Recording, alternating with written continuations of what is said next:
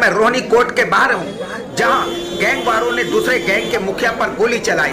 यहां पर अफरा तफरी का माहौल बन गया है और यहां पर भारी बलों के पुलिस भी तैनाती है। जैसे ही पता चला सिटी एक्सप्रेस न्यूज को तुरंत जीरो ग्राउंड पर पहुंचे हैं। इस समय 2 बज रहे हैं और यहां की हर खबर पर नजर बनाए रखा हूं। जैसे ही आपको आगे की जानकारी मिलती है मैं आपसे अपडेट रहूंगा।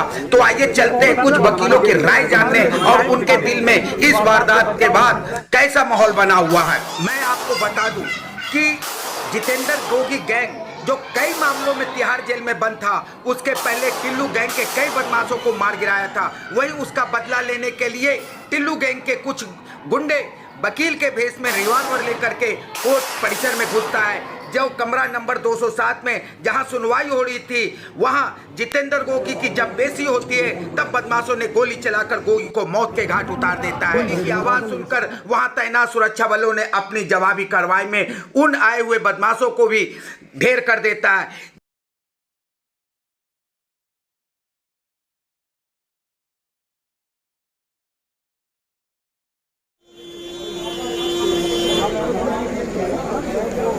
अभी अभी जो खबर आ रही है मेरे पास, उसमें यह बताया जा रहा है कि मरने वाले में मारने वाले के 2 व्यक्ति और मरने वाला खुद जितेंद्र गोगी है।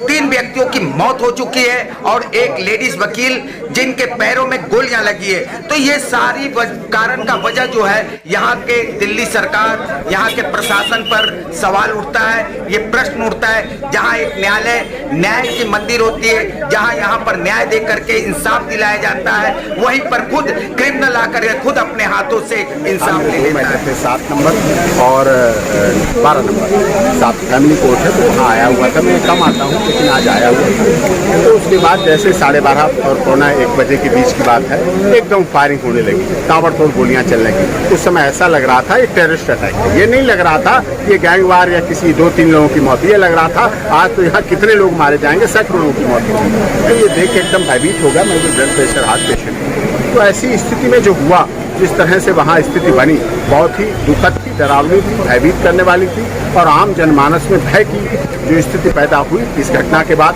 बहुत दुखद है कि एक विटनेस बाकी। देखिए यहाँ मेटल डिटेक्टर लगा है, सब जगह सुरक्षा है। जब सब जगह सुरक्षा है तो और सुरक्षा क्यों नहीं चाक चौबंद होगी। देखिए सुप्रीम कोर्ट में एंट्री होती है इस कार्ड के साथ, तो जगह सुरक्षा है तो और सुरक्षा क्यों नहीं चाक चौबंद होगी। देखिए सुप्रीम कोर्ट में एंट्री होती है इस कार्ड के साथ, तो में चेकिंग होती है। जब ये सारा कुछ काम हो सकता है तो यहीं से तो केस हाई कोर्ट पहुंचते हैं, सुप्रीम कोर्ट पहुंचते हैं। तो यहाँ के वकीलों की सुरक्षा क्यों नहीं है? इनके भी सुरक्षा होनी चाहिए, इनका भी परिवार है, इनके भी लोग हैं। गवाह यही तो आता है, यही गवाह अगर डर जाएगा, विटनेस बॉक्स में भयभीत हो जाएगा, तो वो गवाही कैसे देगा? न्याय कहाँ मिलेगा? एक पीड़ित परिवार को कहाँ न्याय मिलेगा? उसमें तो सुरक्षा की भावना होगी। हार्डकोर क्रिमिनल है, विजुअल प्रोफेशनल क्रिमिनल तो बच के निकल जाएंगे। फिर न्याय की पराकाष्ठा कहाँ रहेगी? SSU जस्टिस फॉर ऑल न्याय कहाँ से मिलेगा? सबको न्याय कैसे मिल पाएगा? ये सवालिया निशान जो हमारे सिस्टम पे है। हमारे ऊपर भी खतरा मंडराता रहता है जब मैं इस कोर्ट के प्रांगण में आता हूँ, और मैंने पहले भी कई बार गुहार लगा चुका हूँ सरकार से कि हमारी सुरक्षा की व्यवस्था की जाए। लेकिन आज वो व्यवस्था देखने को मिल रहा है कि यहाँ पर एक गैंग दूसरे गैंग के लोगों पर गोलियां चलाते हुए खुलेआम इस न्यायालय के परिसर में। इनकी दर्द न्यायालय परिसर इसलिए बनाया जाता है ताकि लोगों का डर दिल में डाला जाए, लेकिन आज क्रिमिनल के लोगों के दिल से जो है डर निकल चुका है। न्यायालय प्रशासन सभी का डर निकल चुका है और खुले आम वारदात जो वो अंजाम देते हैं इस रोहिणी कोर्ट। ये बहुत विकट स्थिति थी जो आज ये घटना हुई, जिस तरह से घटना हुई, बहुत दुखद, बहुत ही विकट, बहुत डरावनी, बहुत भयभीत करने वाली और ऐसी स्थिति थी। बाद में तो सब कार्रवाई होती है, लेकिन उस समय जब गोली चलती है तो एक टेलर तो है नहीं जो इंची टेप से नाप नाप के कपड़ा काट रहा है। तो गोलियां चल रही, किसी के भी लगेगी। जुडिशियल स्टाफ है, आम जनता है, वकील है, डिफेंस काउंसिल है, प्रोसिक्यूटर है, किसी के साथ भी कोई घटना हो सकती है। उनकी सुरक्षा की आवश्यक और महत्वपूर्ण है और यदि सुरक्षा नहीं की गई तो आम जनमानस में इससे बहुत भय व्याप्त रहे। कोर्ट में मारना है तो काला कोट पहन के आ जाओ, अस्पताल में मारना है तो सफेद कोट पहन के चले जाओ, राजनीतिक हत्या करनी तो कुर्ता पाजामा सदरी पहन के चले जाओ, तो इससे तो कैसे होगा? आपको सब जगह चेकिंग करिए, सिक्योरिटी उपलब्ध करिए। क्या ये तो संभव है नहीं कि प्रत्येक गवाह को सुरक्षा उपलब्ध हो सके? ऐसा तो सिस्टम है नहीं, इतना स्टाफ तो हमारे पास प्रोसेस है नहीं किसी के पास। तो ऐसी स्थिति में जब तक कोर्ट के अंदर को सुरक्षा आप नहीं देंगे तो फिर कहाँ आदमी निर्भय होकर वहाँ खड़े होकर गवाही नहीं दे पाएगा तो क्या होगा? सरकार ये सुरक्षा उपलब्ध कराए, सिस्टम सही करे। कोर्ट में पहले भी ऐसे घटनाएं हो चुकी हैं, घटनाओं की पुनरावृत्ति ना हो, लोग ना मारे जाएं, इस तरह से निहत्थे लोगों पे इस तरह की उनकी हत्याएं ना हो, ये अति आवश्यक और महत्वपूर्ण। आप ये रोहिणी कोर्ट एक न्यायालय एक न्याय की मंदिर होती है और इस न्यायालय में जाने के लिए कई सुरक्षा यंत्रों के द्वारा मतलब गुजरना पड़ता है। यहाँ पर जैसे देख रहे मेटल डिटेक्टिव सीसीटीवी कैमरा है, फिर भी ये जो न्यायालय है इसके अंदर जो गोलियां चल जाती है, ये क्या आप कहना चाहेंगे इसके लिए?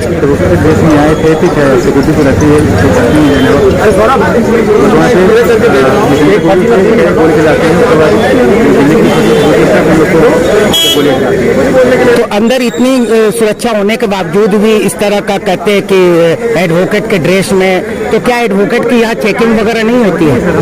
तो फिर उन लोगों की चेकिंग क्यों नहीं करी गई?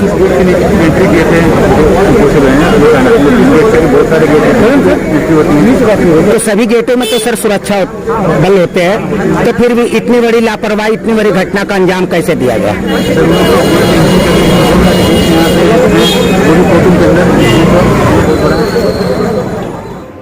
ये आप देख रहे हैं रोहिणी कोर्ट परिसर के अंदर में एक एम्बुलेंस आई हुई है।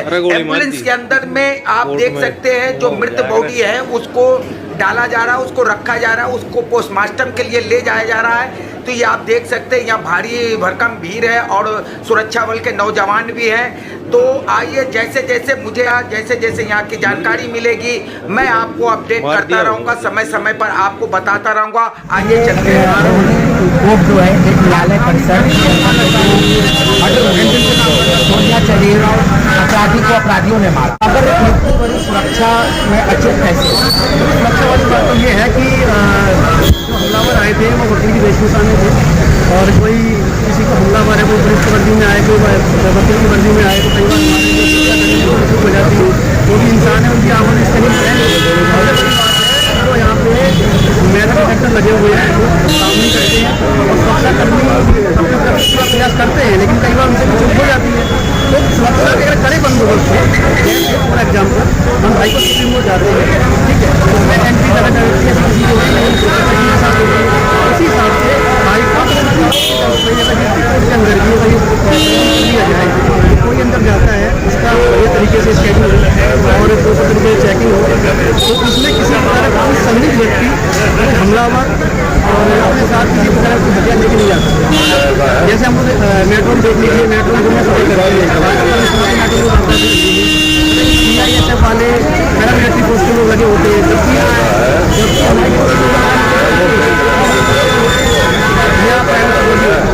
पैरामिलिट्री फोर्स भी होनी चाहिए और वो भी एक्टिव और बढ़िया लेवल के ठीक ठाक हमारे जवान ताकि यहाँ पर सुरक्षा खड़ी रह सके और चेकिंग इस प्रकार से होनी चाहिए ताकि हम अंदर एंट्री करते हैं, चाहे वो हमारा कोई वकील भाई हो या हमारा कोई न्यायालय के परिसर के अंदर जो न्याय का न्याय के लड़ते हुए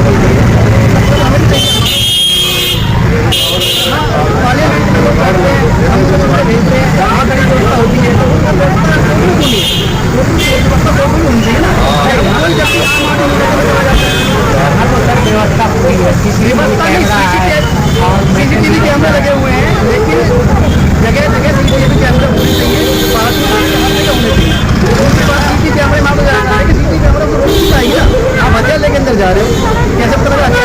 उसके लिए मेटल डिटेक्टर होगा, चेक करेगा है, लेकिन उसके अंदर से प्रॉपर तरीके से अगर ये नियम बना जाए कि जो व्यक्ति जाएगा इसके अंदर से ही निकलेगा, तब होगा ना। हम मेट्रो में जाते हैं प्रशासन जो व्यवस्था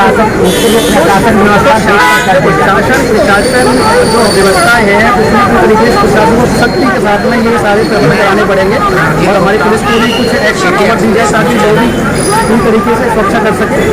तो सुरक्षा जितनी कड़ी होगी आगे चलकर इस तरह की कोई घटनाएं नहीं हो सकती, जैसे आज भी अंजाम हुआ यहाँ पे तरह से घटना घटी हुई है, पहले भी दोबारा ऐसा हुआ है। तो इससे क्या है कि हम लोग वकील भाई हमारे दर्शन करके आते हैं तो हमारे अंदर भी भय का वातावरण रहता है। हम लोगों के अधिकार के न्याय के लड़ते हैं, हम लोग यहाँ पे आते हैं, लेकिन देखते हुए हमें लगता है कि भाई यहाँ तो कोई भी कर्मचारी चला जाता है। होना ये चाहिए कि भाई को सुप्रीम कोर्ट में जाके देख लीजिए, उसकी खिलाफ आप पार्लियामेंट जाके देखिए, पार्लियामेंट कैसे एंट्री होती है। जो हमारे जनप्रतिनिधि को छोड़कर हम भेजते हैं, हम वोट देते हैं, जब वो उनकी सुरक्षा है, हमारी सुरक्षा नहीं है। अंदर हमारे जज साहब है, मजिस्ट्रेट साहब है, प्रोसिक्यूटर साहब, आपने अपनी सुरक्षा के इस्तेमाल कर सुरक्षा के लिए हमने बहुत लड़ाई करी है, जिसके साथ बोला हुआ है, और हमारे वकील भाई आज आंदोलन भी करते हैं, बोलते भी रहते हैं, लेकिन इसमें आश्वासन मिलता है, लेकिन उस हिसाब से काम एक काम से सुना दूसरे काम से निकाल, यही चलता है। ये घटना कितने बजे? ये घटना मॉर्निंग की है। ऐसा लगा कि चलकर एकदम से आतंकवादी हमला हो गया। हम लोग बहुत डर के भागे, यहाँ वहाँ छुपे, तब पता लगा ऐसे कुछ गैंगस्टर या कोई जोड़ी आए थे, तो ऐसे कुछ बोलिया। शर्मा जी ने बताया कि हमारे ऊपर भी खतरा मंडराता रहता है जब मैं स्कूल आज जो यहाँ पर जो वारदात यहाँ पर हुई है, उसके पीछे क्या कहना है? उसके पीछे हम ये सुरक्षा व्यवस्था का बहुत बड़ा केंद्र है, और सुरक्षा व्यवस्था बहुत ना के बराबर है यहाँ, क्योंकि मेटल डिटेक्टर जो है वो काम नहीं करते हैं। यहाँ कई बार डीसी साहब को कंप्लेंट कर चुके हैं, लेकिन सुरक्षा के नाम पे जीरो है। कोर्ट के अंदर एक जो न्याय का मंदिर है, उसी के अंदर ही अन्याय हो रहा है। कोर्ट के रूम के अंदर गोलियाँ चल रही है, कोर्ट रूम में विटनेस बॉक्स में जो विटनेस प्रोटेक्शन एक्ट नहीं लगा वो लागू हो रहा है, विटनेस को मारा जा रहा है। 3 जो बदमाश थे, बदमाशों ने बदमाशों को मारा, पुलिस ने उन बदमाशों को मार दिया, लेकिन इससे तो समस्या का हल नहीं होने वाला ना। जब वकील और जज साहब कुछ भी आता होता, जज साहब को भी गोली लग सकती थी। एक हमारी वकील साहिबा इंटर्न को पैर में भी गोली लगती है। कोर्ट कितने लोग ऑन स्पॉट 3 मर गए, जो तीनों क्रिमिनल थे। एक को जितेंद्र नाम का बता रहे हैं, और 2 बच्चे वो भी ऑन द स्पॉट मारे गए हैं। अगर स्पेशल स्टाफ मारे नहीं होते तो क्या हाल हो जाता है, क्योंकि वहाँ के ऑन द स्पॉट एकदम पूरी हरकत में आई, और स्पेशल स्टाफ वाले हरकत में आए, और उन्होंने तुरंत ये काम किया। जब जज साहब बैठे हुए हैं और कोई कोर्ट चल रही है, तो के अंदर ही गोलियाँ चल रही हैं, तो इससे बड़ा फेलियर प्रशासन का खुद नहीं। हमारी इंटेलिजेंस क्या कर रही है?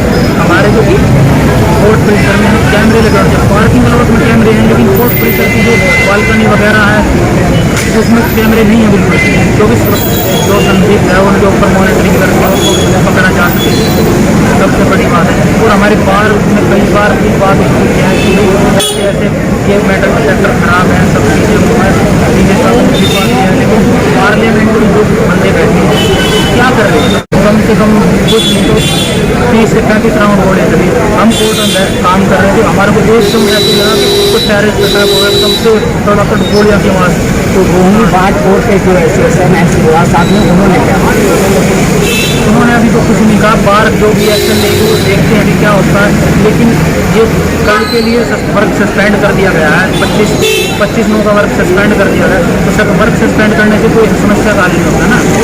तो आप ये सोमवार से हाँ, सोमवार से फिर कोर्ट बने चालू होंगी, और देखते हैं अभी क्या सुरक्षा का पुख्ता इंतजाम करते हैं।